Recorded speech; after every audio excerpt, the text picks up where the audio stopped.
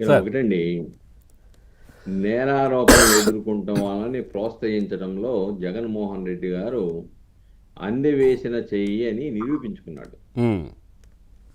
ఎంచేదంటే కొండారెడ్డి కొండారెడ్డి మీద ఇప్పుడు పిల్లోడు అంటున్నాడు, పాపం అమాయకుడు అంటున్నాడు.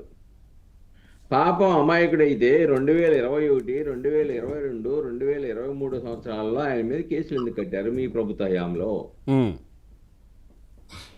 దానికి సమాధానం చెప్పమానండి. రెండోది, ఇక్కడ ఇది డ్రగ్స్ నెట్వర్క్ అండి. ఇది ఈ రాష్ట్రానికో లేదంటే విశాఖపట్నానికే పరిమితమై లేదు. అవును, పొరుగు రాష్ట్రాలకు కూడా డ్రగ్స్ నెట్వర్క్ ద్వారా ఈ యొక్క గంజాయి మత్తు పదార్థాలని సప్లై చేయటం ఒకటి. రెండోది, యువతని విద్యార్థుల్ని డ్రగ్స్కి అలవాటు చేసి వికృత చేష్టలు చేయడానికి దోహదపడేటువంటి అంశం ఇది. ఇంకోటి అంటే మీరు చెప్పినట్టుగా అక్కడ న్యావీ ఉద్యోగుల యొక్క పిల్లలు కూడా దీంట్లో భాగస్వాములు అయ్యారు అని అంటే డెఫినెట్గా మత్తు మైకంలో, గంజాయి వ్యసనంలో దేనికైనా వాళ్ళు సాహసిస్తారు. దేశ భద్రతకు సంబంధించిన సమాచారం కానీ, దేశ రాష్ట్ర ప్రముఖుల యొక్క సమాచారాన్ని అందవేసి వాళ్ళని భద్రతకు ముప్పు వాటిల్లే విధంగా చేయడం కానీ ఏదైనా చేస్తారు.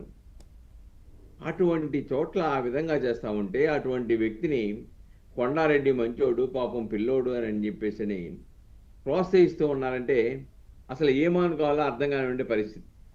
ఇది ఒకటే కాదండి, ఆయన అన్ని అదే చెప్తున్నాడు కదా. మీరు చెప్పినట్టుగా పరకామణి కేసు ఏముంది, గుడ్డి కేసు అంటాడు. 72,000 గుడ్డి కేసా అంటే ఆయన ఉన్నటువంటి ఆయన హయాంలో జరిగినటువంటి కుంభకోణాలు 100,000 కోట్ల రూపాయలు జరిగింది కాబట్టి దాంతో పోల్చుకుంటే కుదరదు. దీంట్లో అనేక మంది, కోట్లాది మంది భక్తుల యొక్క మనోభావాలు ఇమిడి ఉన్నాయి, భక్తి భావాలు ఇమిడి ఉన్నాయి. కాబట్టి దీంట్లో దొంగతనం చేసినా అసలు మీకు రాజీ చేసే అధికారం ఎవరిచ్చారు? అసలు ఆ సొమ్ము ఎవరిది? ఆ సొమ్ము దేవుడు వారి సొమ్ము. ఓనర్ ఎవరు ప్రాపర్టీకి? ఓనర్ ఆఫ్ ప్రాపర్టీ కదా రాజీ అవ్వాల్సింది. మీ వాళ్ళు ఎలా చేశాడు? సతీష్ ఇంకొక విచిత్రం ఏంటంటే పరకామణి కేసులో పాపం జగన్మోహన్ రెడ్డి గారు ఈ రాష్ట్ర ప్రజలకు వివరణ ఇవ్వాల్సింది. సతీష్ కుమార్ ఎవరైతే ఫిర్యాదు ఇచ్చాడో ఆ అధికారి అప్పటికి రాజీ అయ్యే తేదీ నాటికి 3 నెలల ముందే ఆయన సొంత ఉద్యోగ ప్రాంతానికి వెళ్ళిపోయాడు. అప్పటికి ఆయన టీటీడీ ఉద్యోగం కాదు. ఆయన్ని పిలిపించి ఎలా రాజీ చేశారు మీరు?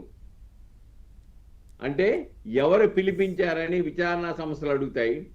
పలానాడు పిలిచారు, పలానాళ్ళు వెళ్ళమన్నారు, పలానాళ్ళు ఒత్తిడి చేశారని చెప్తారని చెప్పేసి అని ఆ వాస్తవాల్లో బయటికి రాకుండా ఏమైనా కుట్రపూరిత ప్రయత్నం చేశారా అనేది అనుమానం కలుగుతోంది.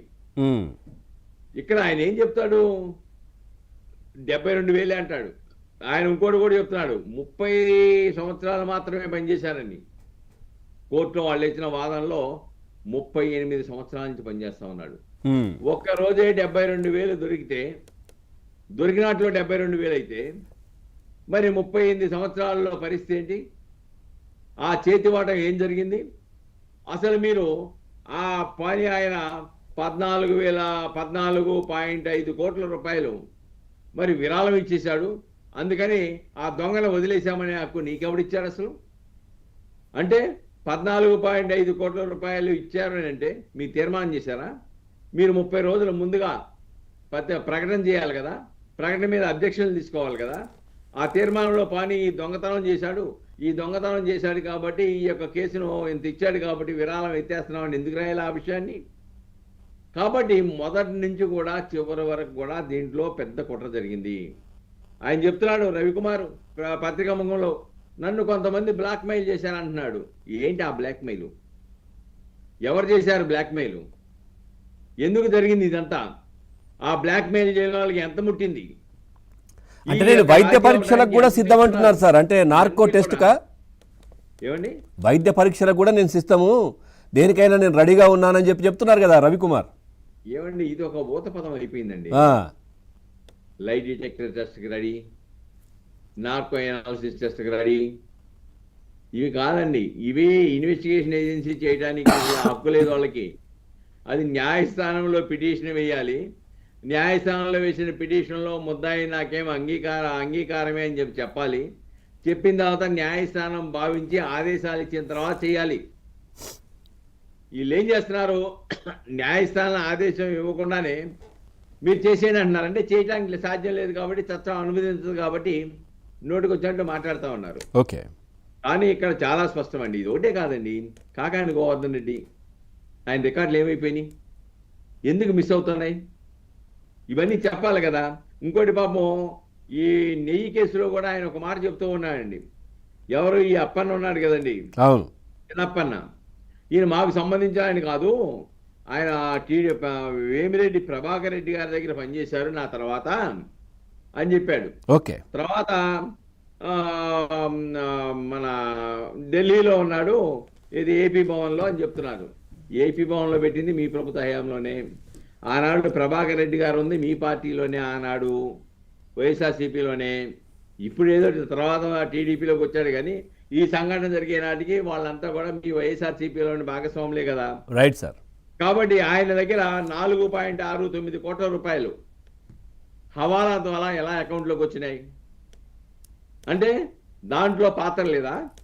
దీంట్లో వైవి సుబ్బారెడ్డి గారి యొక్క పాత్ర లేకుండానే ఈ యొక్క అప్పన చేశాడా?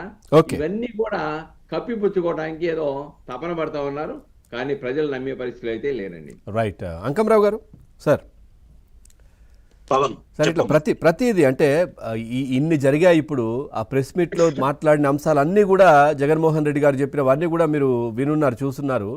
ఏంటి అసలు ఇంత జరుగుతున్నా కళ్ళ ముందు సాక్ష్యాలు ఉన్నా కానీ అందరూ అమాయకులే. గతంలో ఆయన ఎవరినో పరామర్శించడానికి వెళ్ళారు, ఓ 3 యువకులు పోలీసులు వాళ్ళపైన లాఠీచార్జ్ చేశారని చెప్పేసి. సో వాళ్ళపైన పీడీ యాక్టులు ఉన్నాయి, వారు కూడా అమాయకులే. ఎందుకు ఇట్లా కనిపిస్తోంది ఆయనకి? పవన్, ముందుగా మీకు ఏపీఎన్ ఆంధ్రజ్యోతి యాజమాన్యానికి, పెద్దలు ముప్పాళ్ళ సుబ్బారావు గారికి, అలాగే బండారు వంశీకి, వీక్షకులందరికి కూడా శుభ మధ్యాహ్నం. నమస్తే.